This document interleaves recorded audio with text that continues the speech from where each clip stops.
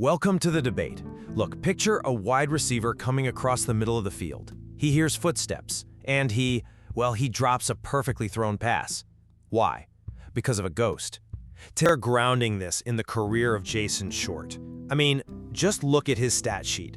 12 career solo tackles over a brief, 29-game span? On paper, sure, he's a ghost.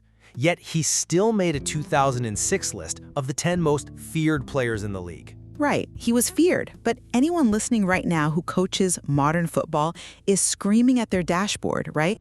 You cannot afford a 15-yard penalty. If you look at our tactical eye test, Short was a literal human grenade.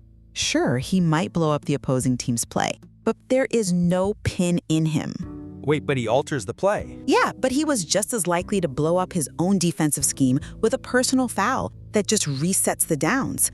You cannot execute a modern defensive shell if your linebacker is standing on the sideline because he could not control himself.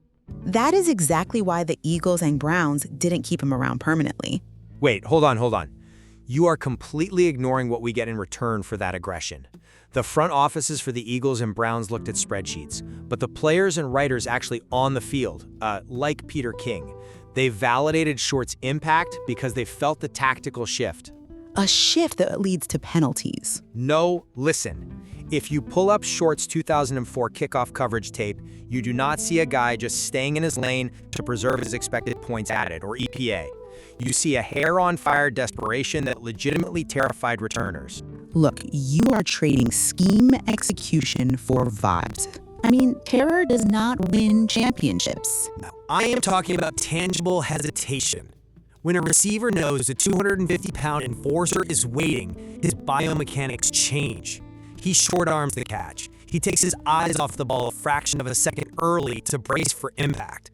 That tiny biomechanical flinch creates incomplete passes and breaks the offense's timing in ways analytics, which, score every single clean micro movement a player makes, just completely fail to capture.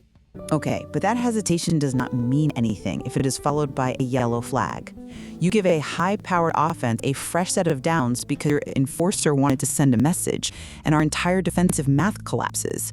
It is not just math. It absolutely is. You say fear breaks timing.